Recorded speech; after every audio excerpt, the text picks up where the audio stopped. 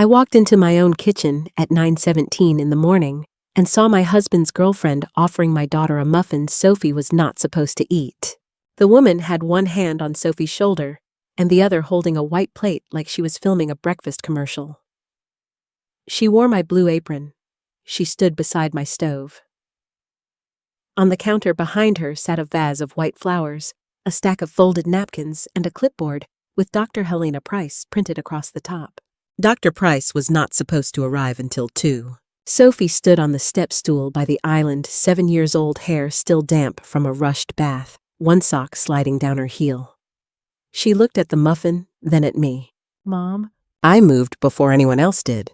I crossed the kitchen, took the muffin from Sophie's hand, and set it back on the plate. Bennett exhaled from beside the coffee machine. Clean shirt, damp hair. The calm face he used on television when a guest started crying too early. "Julia," he said, "please don't start like this." I looked at the small card beside the plate. Sophie's safe morning muffins made with love by Paige. I picked up the card. Safe according to who? Paige Carter's smile stayed on for 1 second too long. She was a lifestyle contributor at Graham's station, the kind of woman who posted videos about gentle homes and intentional motherhood. Without her camera light, she looked younger, less certain. "Graham said these were fine," Paige said. I turned to Graham. He looked annoyed, not worried. "They're from the recipe you used last fall," he said. "You can stop performing." I opened the trash drawer and dropped the card inside. Then I turned to the hook beside the back door. The red pouch was gone. For 3 years, Sophie's emergency pouch had hung from that brass hook.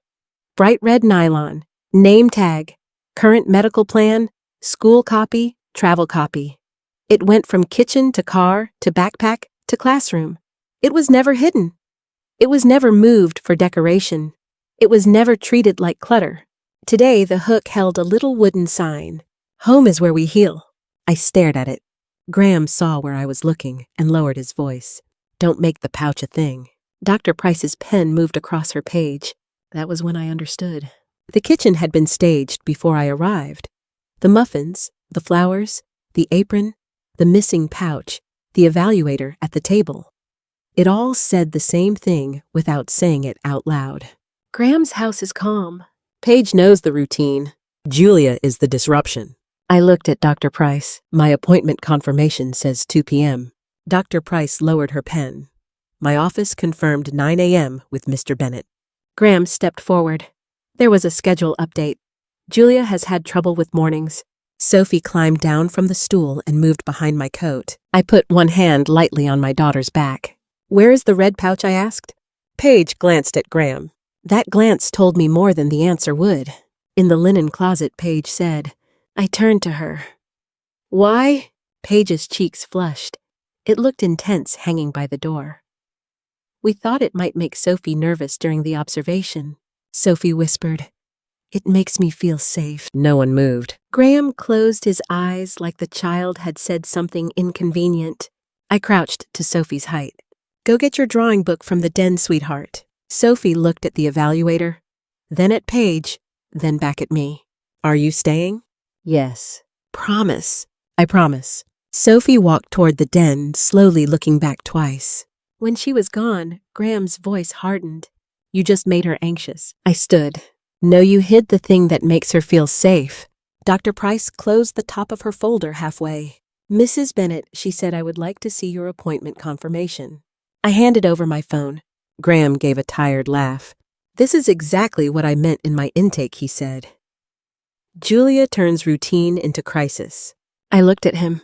"What did you say in your intake?" He folded his arms. "That Sophie needs consistency." "Say the rest." "Julia." "Say it while Dr. Price is here." His mouth tightened. Paige looked down at the apron strings around her waist.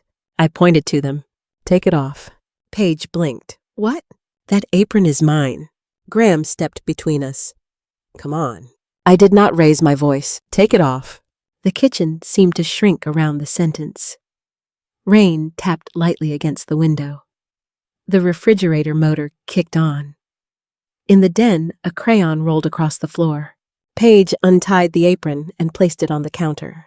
I picked it up, shook the flower from the sleeve, and hung it over the back of a chair. Dr. Price looked from the apron to the empty hook. Then she wrote again.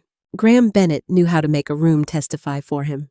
He had done it for years on Good Morning Triangle, where he hosted the Friday Family segment.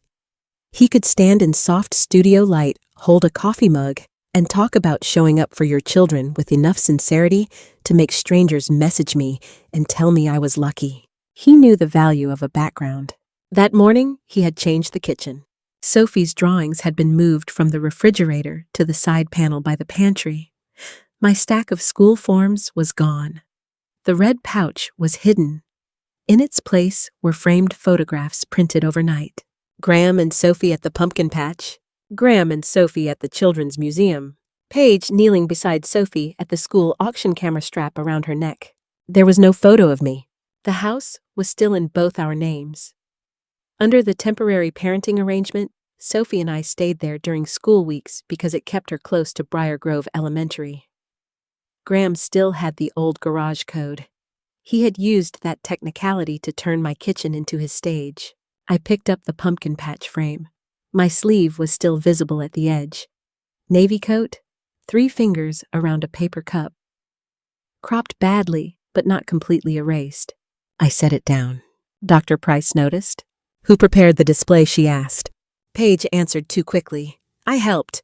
Graham wanted the home to feel peaceful. I looked at Graham. You used a picture I took and cropped me out. Graham rubbed his forehead.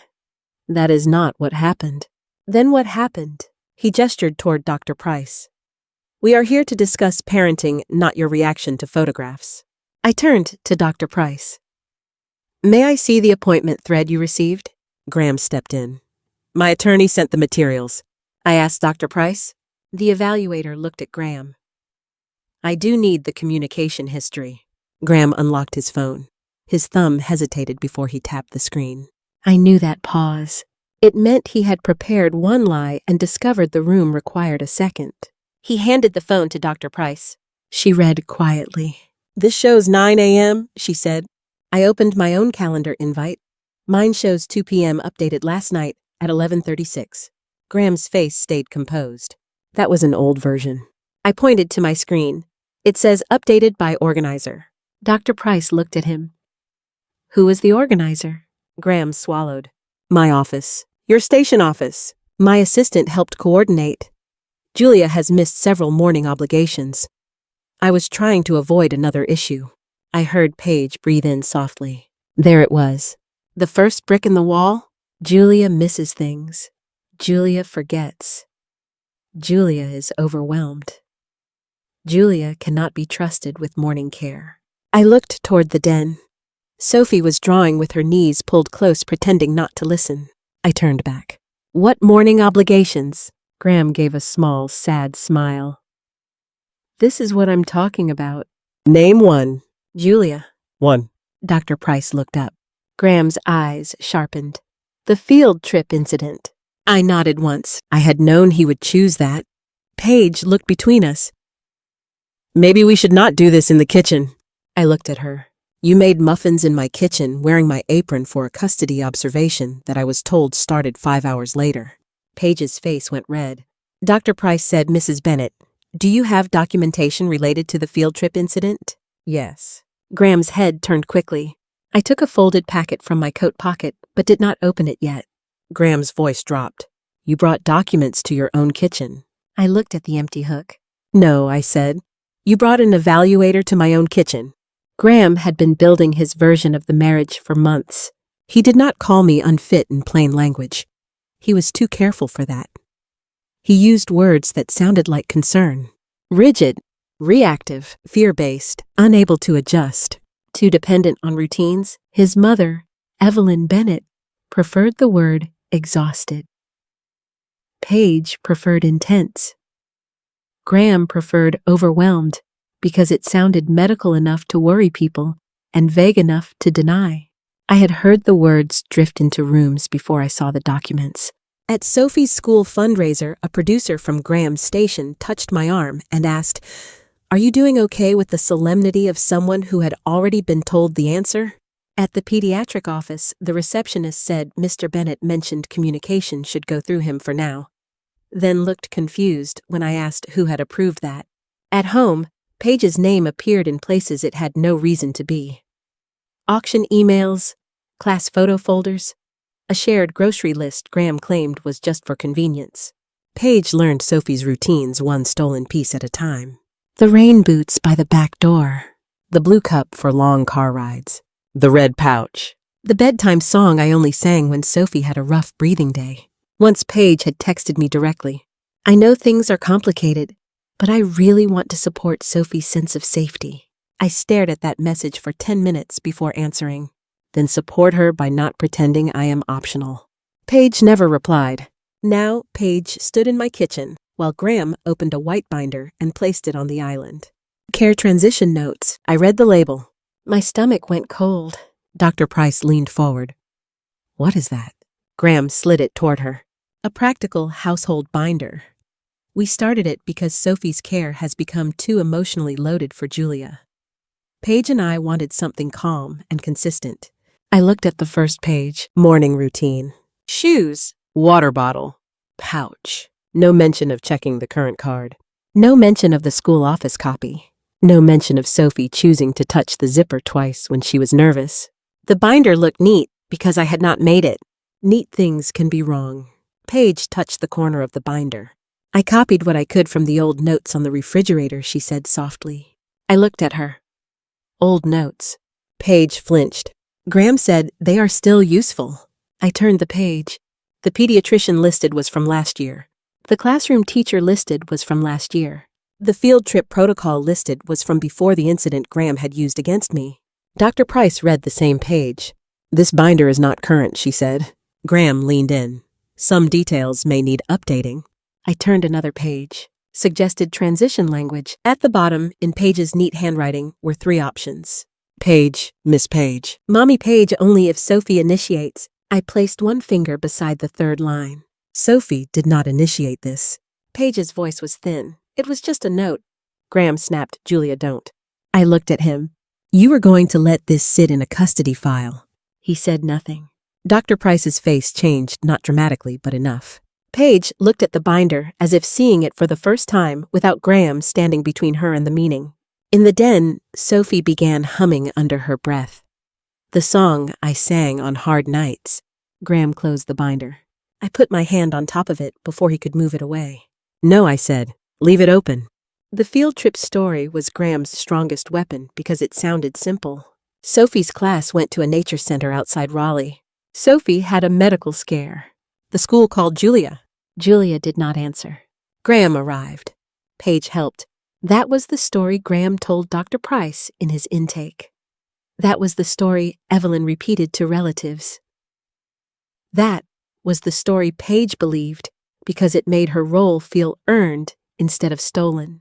It was also false. I had learned the truth by accident. 2 weeks earlier, Mrs. Alvarez, the school nurse, called me from the school's main number. "Mrs. Bennett," she said carefully, "did you request to be moved below Mr. Bennett and Ms. Carter on Sophie's urgent contact list?" I had been in the grocery store parking lot holding a bag of apples. "No." A pause. "Then I think you should come in." The school's contact change record showed the order had been changed at 8:43 the night before the field trip. Graham's account, Graham's password. I had been moved from urgent contact to non-urgent household contact. Paige had been added as emergency caregiver. When Sophie felt unwell the next day, the school followed the list.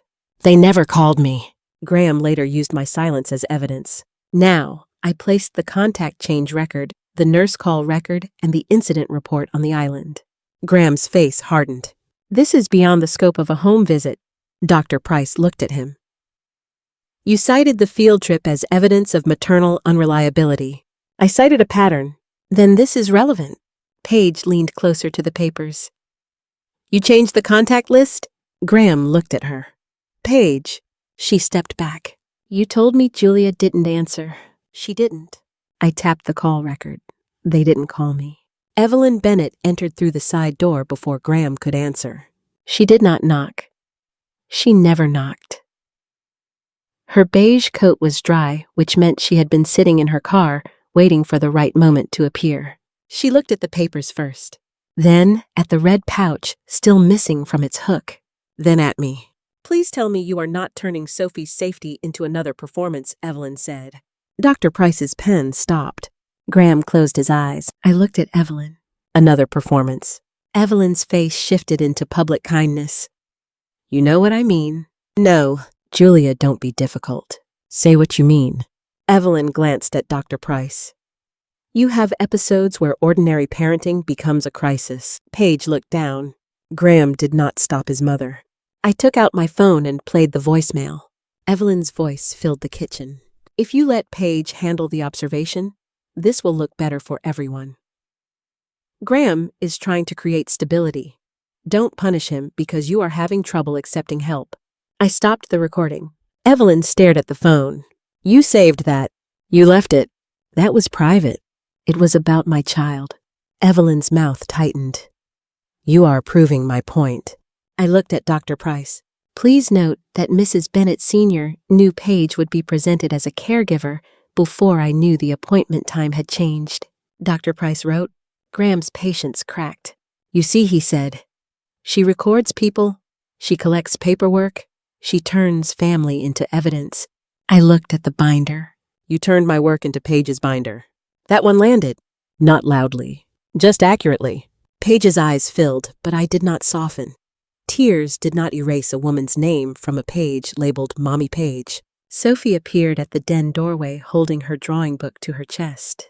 "Mom." I turned at once. "You're okay." Sophie looked at the papers on the island. "Is that the butterfly room?" No one spoke. Dr. Price looked at Sophie.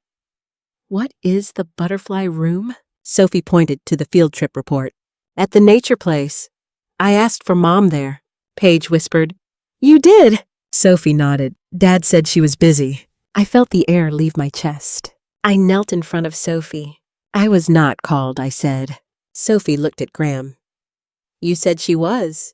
Graham's face went red at the neck. Evelyn reached for control. "Sweetheart, sometimes grown-ups remember things differently." Sophie looked at her grandmother. "I remember blue butterflies on the wall." That ended the argument more effectively than anything I had printed. Dr. Price asked to speak with Sophie alone for 10 minutes. I agreed. Graham agreed too, but his voice had gone tight.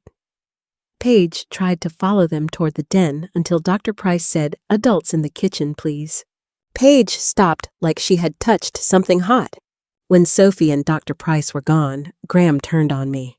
"You brought our child into this." I looked at him. "You built a custody petition around a call I never received." I was protecting her. "From what?" "From your fear." I opened the linen closet and found the red pouch on the top shelf behind guest towels, turned so the name tag faced the wall. Too high for Sophie. Too hidden for a guest. Too far from the door for an emergency. I carried it back to the kitchen and placed it on the island beside the white binder. Red pouch. White binder. One used, one staged. Paige looked at both and seemed to shrink. Graham recovered faster. "That pouch is part of the problem," he said. "You have made Sophie terrified of ordinary life." I unzipped the pouch and removed the current plan. School seal, pediatric office signature, updated date, primary contact Julia Bennett. I placed it beside the binder's outdated page.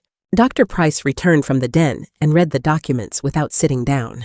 "This binder lists outdated medical and school information," she said. Graham said it can be revised. "The concern is not a typo," Dr. Price said. He frowned. "What is the concern?" Dr. Price looked at the Mommy Paige note, the old field trip protocol, the changed appointment time, the missing pouch.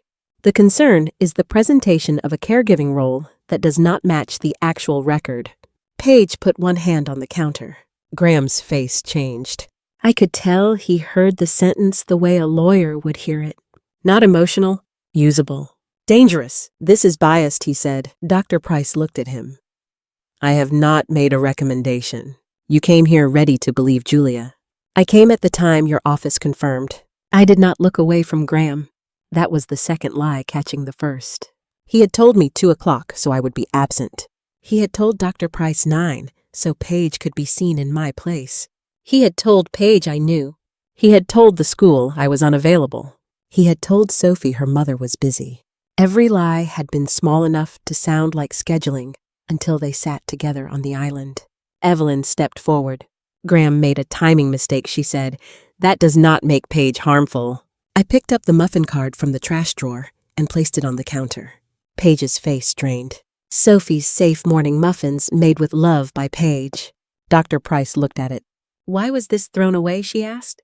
I answered because Paige did not know what Sophie avoids. Paige whispered. Graham said the recipe was fine.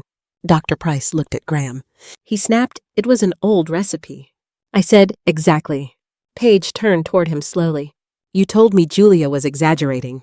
Graham's voice sharpened. Paige, not now. I looked at Paige. You had chances to stop. Paige's mouth trembled. I thought you were stepping back.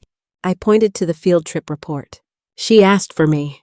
Paige looked at the page, then at the red pouch, then at the apron on the chair. The story she had accepted because it gave her a place in the house began falling apart in front of her. Graham saw it and moved fast. Dr. Price. He said this is what Julia does. She overwhelms people until they doubt themselves. Paige has been trying to bring normalcy to Sophie. My mother has been trying to help. I have been trying to keep a calm home while Julia turns every object into proof that she is the only safe parent. I looked at him. That was better rehearsed than the morning routine. His eyes flashed. Dr. Price said, Mr. Bennett, but Graham was already angry. You want the truth? Julia needs Sophie to need her.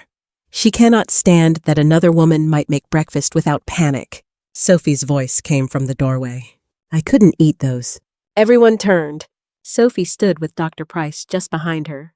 She looked small, but not confused. I told Paige last week, Sophie said. I don't eat those anymore. Paige covered her mouth. Graham said, Sophie, honey, adults are talking. Sophie looked at him. You said Mom worries too much. I went still. Dr. Price stepped closer to Sophie, not touching her, just near enough to steady the room. Sophie looked at me. Do you worry too much? I walked to her and crouched. I worry because I know what keeps you safe, I said. But grown-up worry is not your job. Sophie nodded. Then she looked at the red pouch. Can we put it back? I stood, picked up the pouch, and hung it on the brass hook. The wooden sign had to come down first. It clattered softly against the wall when I set it on the counter. Nobody picked it up. Dr. Price did not conduct the rest of the observation the way Graham expected. She did not ask Paige to demonstrate breakfast. She did not ask Graham to describe bedtime. She did not ask me to defend my tone. Instead, she asked one practical question. If Sophie had a care issue right now, where's the current plan who is listed first, and what is the school instruction if she becomes scared? Graham said, this is not a fair test. I looked at him. It is the routine. Dr. Price waited. Graham glanced at the red pouch. In the pouch, he said, the plan is in the pouch. Who is listed first? He hesitated. Both parents. I said nothing. Dr. Price looked at Paige. Do you know? Paige's voice was almost gone. Julia. Graham turned to her. Paige did not look at him. Dr. Price asked, what is the school instruction if Sophie becomes scared? Graham's jaw tightened. Evelyn stepped in. She is 7. A child's preference should not be weaponized. Dr. Price looked at Evelyn. I asked about the instruction. I unzipped the pouch and took out the laminated card Sophie had made with Mrs. Alvarez after the butterfly room incident. Purple stars around the edge. One blue butterfly in the corner. Some letters uneven. If I am scared, call Mom. I placed it between the binder and the muffin card. The kitchen held 4 versions of motherhood now. The apron Paige had worn. The binder Graham had built.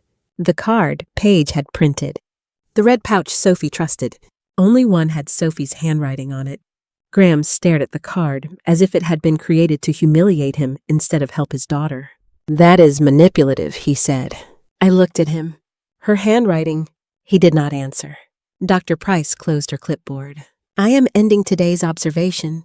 Graham went still. On what basis? On the basis that I have concerns about information control, contact manipulation, Outdated care materials being presented as current and adult role confusion introduced to the child. Paige sat down. Evelyn's face hardened. Graham recovered into the voice he used for sponsors. I would like to be very careful here. Julia is a capable mother. I have never denied that. My concern is that her anxiety drives the household. Paige and I were trying to create a calmer environment. I picked up the Mommy Paige note from the binder and placed it beside the muffin card. Calmer for who? He looked at the 2 pages. For once, he had no phrase ready. Dr. Price looked at me. Mrs. Bennett, please send the appointment, invite the school contact change record, the nurse call record, and the current plan to my office. I will request verification through counsel and any required releases. I nodded. Graham said you cannot make a custody recommendation based on a kitchen argument. Dr. Price's voice stayed even. I will not support an emergency expansion of custody based on materials that appear incomplete or inconsistent until those records are reviewed. That was the first real collapse.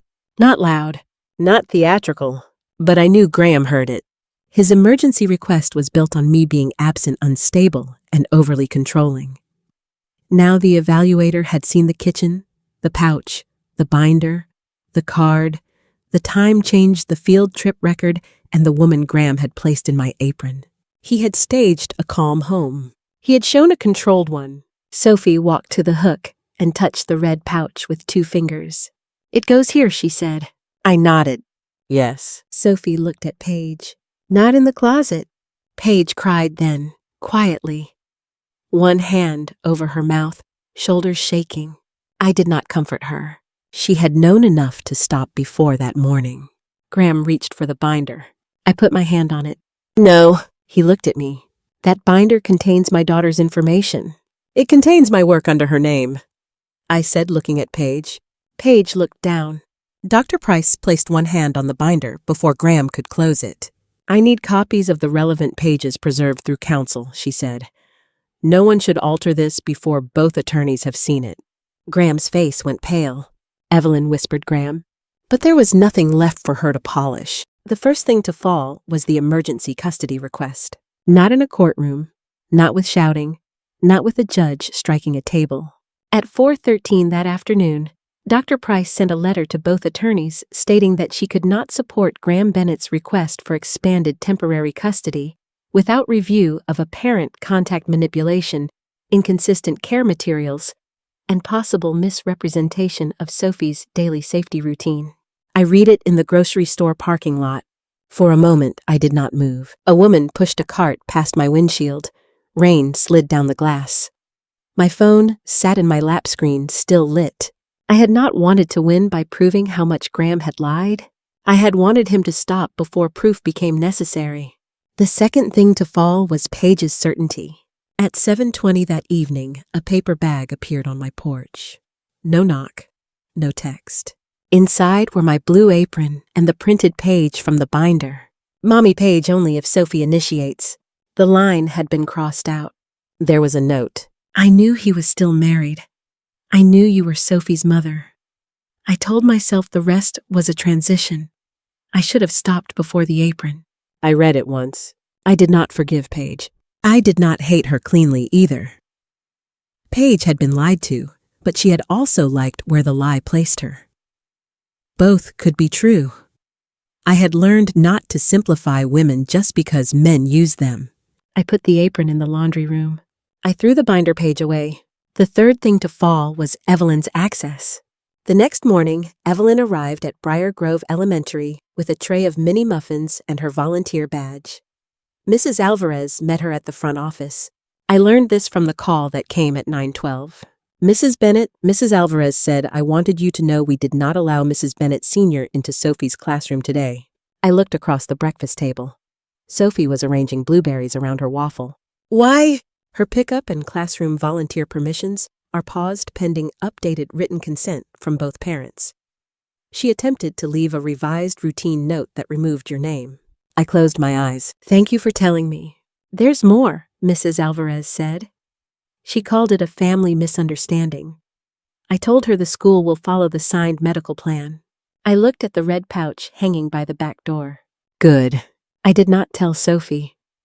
Not because Sophie needed lies, but because she did not need every adult failure translated before school. The fourth thing to fall was Graham's public father costume. It did not happen overnight. Real consequences rarely do. At noon, his producer called me. I almost did not answer. Then I thought of Sophie's face on Graham's Fatherhood Friday clips and picked up. Julia Marin said carefully, "Graham asked us to rerun the allergy segment with Sophie next month. Before we put it back on the calendar, we need updated written consent from both parents. Have you approved it?" I looked at the red pouch. "No!" A pause. "I understand," Marin said. By 5, the segment was pulled from the station calendar. No scandal. No headline. No public statement. Just one empty slot where Graham's best image used to sit. That was enough for one day. The fifth thing to fall was the garage code. Graham arrived at the house at 5:32 and entered the old number. The keypad blinked red. He tried again. Red. I watched from the hallway camera on my phone. My phone rang. I answered. "You changed the code," he said. "Yes. This is still my house. You agreed Sophie and I would use it during school weeks. That does not mean you lock me out. It means you do not walk in with Paige and an evaluator before the time I was given." He breathed hard. Julia opened the door. "No, we need to talk. Use the co-parenting app. You know I hate that app." "I know. You are making this ugly." I looked at the red pouch, the school folder, Sophie's rain boots by the mat. "You brought a woman into my kitchen to call herself mommy." Silence. Then quieter, he said I made mistakes. "No, you made records." I ended the call. The sixth thing to fall was the calendar. That night, I opened the shared Bennett family calendar. For years, I had used it like a second nervous system for everyone else. Graham's call times, Sophie's school days, Evelyn's volunteer shifts, dentist, therapy, field trips, allergy review, birthday reminders for Graham's relatives, parent night, spirit day. Every alert designed to keep Graham from looking absent. I hovered over the reminder for Graham's next pickup. "Bring red pouch." I had typed it weeks earlier. Then I deleted it.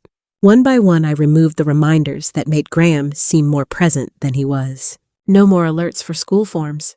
No more texts to Evelyn about Sophie's safe snacks. No more notes to Paige disguised as cooperation.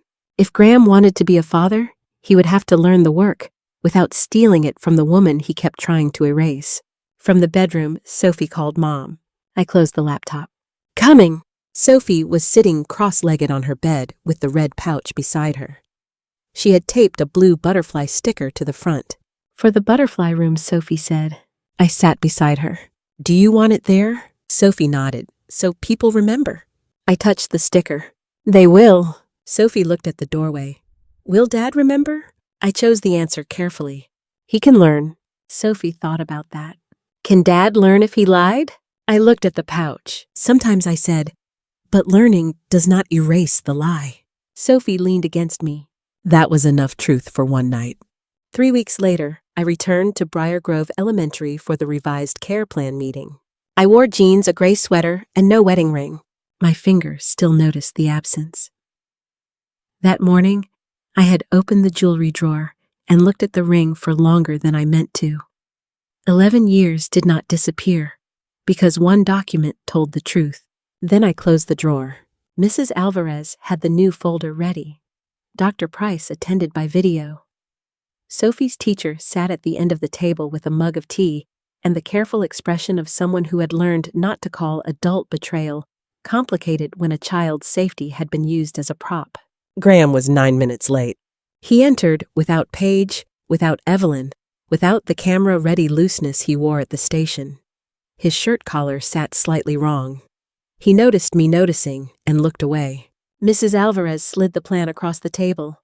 Primary medical contact, Julia Bennett, mother. Secondary contact, Graham Bennett, father. No third-party caregiver authorization without written consent from both parents. No school pickup by extended family until updated permission is filed. No school-related media appearance filming or outside station segment involving Sophie without written consent from both parents. Medical pouch location visible, hook by back door, during home routine, backpack during transport school, health office during school hours. Child comfort instruction. If Sophie becomes scared, call Mom. Graham read the last line. That wording is unnecessary, he said. I looked at Mrs. Alvarez. Sophie asked for it. Graham leaned back. Sophie is 7. I said she was 7 when you used her field trip to say I was absent. The teacher looked down at her mug. Dr. Price's face stayed still on the screen. Graham lowered his voice. Can we not do this here? I picked up the pen. No, just that. No speech. No apology for making the room less comfortable. No softening the edge of a fact so Graham could hold it without cutting himself. I signed, Julia Bennett, mother. Then I slid the pen to Graham. He stared at it before signing. After the meeting, he followed me into the hallway. Julia. I stopped, but did not turn fully. I want to see her Saturday. Send the request through the app. You know I hate the app. I know. He looked smaller in the school hallway than he ever did on television. Fluorescent lights did not flatter him. Without Paige, without Evelyn, without a producer and a camera and a mug of coffee, he was just a man asking for access to a life he had tried to edit. I didn't mean for it to go that far, he said. I looked at him then. That is not the same as stopping. He swallowed. For a moment, I saw the old Graham. The one who had cried when Sophie's first care plan came home because he was scared too. The one who once slept on the floor by Sophie's bed with one hand through the crib bars. That man had existed. So had this one. Both truths could stand in the same hallway. Sophie's classroom door opened. Children spilled into the corridor with backpacks and art folders. Sophie saw me and ran to me blue butterfly sticker on her sweater. Mom, we made weather charts. I want to see. Sophie noticed Graham. Hi, Dad. He smiled too quickly. Hi, Soph. She studied him with a child's directness. Do you know where the red pouch goes now? The question hit him harder than I expected. He looked at me, then back at Sophie. Visible hook by the back door, he said. Backpack when traveling. Health office at school. Sophie nodded, satisfied but not impressed. That's right. I zipped Sophie's jacket. Graham looked almost grateful. I did not give him the comfort of pretending one correct answer repaired the mornings he had stolen. In the car, Sophie handed me a drawing. A house. A red square by the door. A blue butterfly above it. 2 stick figures under a yellow sun. One had long brown hair. One had rain boots, no one else. I looked at it at a red light, then placed it carefully on the passenger seat. At home, I taped the drawing to the refrigerator. Not over anyone's photo. Not as a correction. Just where Sophie could see it. Then I opened the shared calendar one last time. A reminder sat there for Graham's next school pickup. Remember Sophie's pouch. I looked at the words. Then I deleted the reminder. In the kitchen, the red pouch hung from its hook, bright and visible. Sophie called from the table. Mom, the syrup is stuck. I closed the laptop. I'm coming, I said. This time, there was no lie in the house that needed fixing before I reached my daughter.